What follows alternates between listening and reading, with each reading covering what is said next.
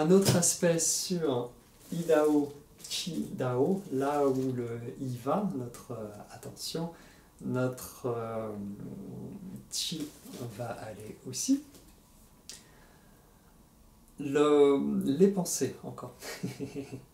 Oui, on a une sorte de flot ininterrompu de pensées, où une pensée, elle fait son histoire, elle n'a même pas le temps de finir son histoire, t'as une autre pensée qui arrive déjà, une autre histoire qui démarre, ça s'arrête jamais. Et grâce à la pratique, notamment de la méditation,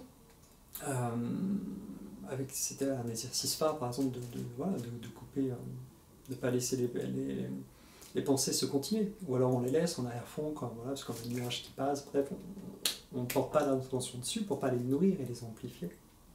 Parce que là où va notre intention, le chi va aussi.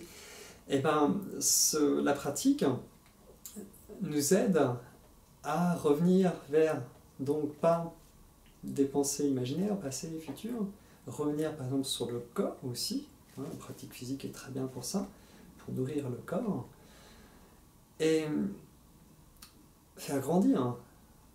Voyez ça comme de l'arrosage.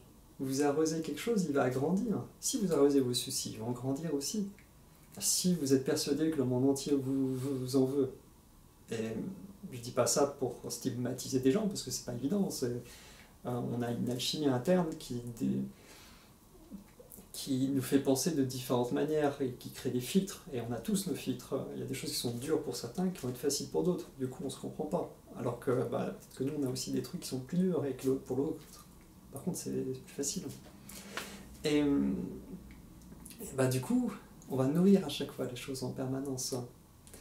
Donc il y a une discipline qui est importante pour réussir à se réorienter, remettre son gouvernail vers quelque chose qui va nous aider. Et petit à petit, grâce à la constance, on passe des paliers. Et c'est comme ça qu'on se transforme avec la pratique. Si vous arrivez à repérer, par exemple, ces instants où vous êtes un peu plus en présence, en contemplation, par exemple, si on peut mettre ce mot, vous n'êtes pas en train de raconter une histoire avec vos pensées et de le nourrir. Ce temps, même s'il est infime, il y en a forcément un qui apparaîtra un jour.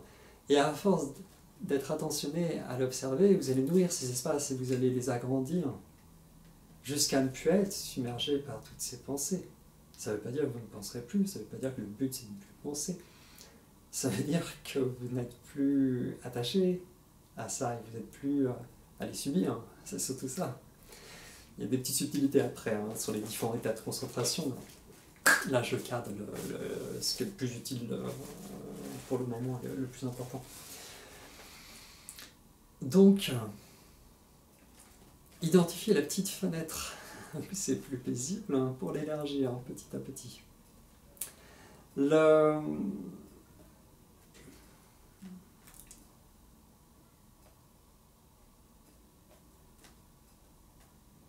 Voilà, ça y est déjà pour le hit, ça fait plein de petites choses, mine de rien, et voilà, c'est mettre en forme le i aussi, grâce à ce message qui est apporté, mais ça ne suffit pas, c'est comme de lire des choses dans un livre, ça ne suffit absolument pas, c'est pas un enseignement, il faut qu'il y ait ces mises en forme, mais la pratique, avec constance, et c'est les deux ensemble qui vous permettront de vraiment repérer les choses, et d'amener des progrès.